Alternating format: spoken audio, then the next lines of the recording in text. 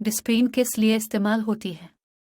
डिस्पेन एक आमतौर दर्द के लिए इस्तेमाल होने वाली टैबलेट है जो कि हमारे जिस्म के अंदर जाके दर्द का जल्द और मुअस्सर हल निकालती है।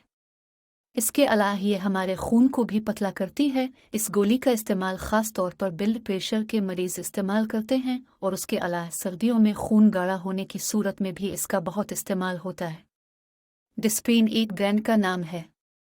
इसका जेनेरिक नाम एस्प्रिन है।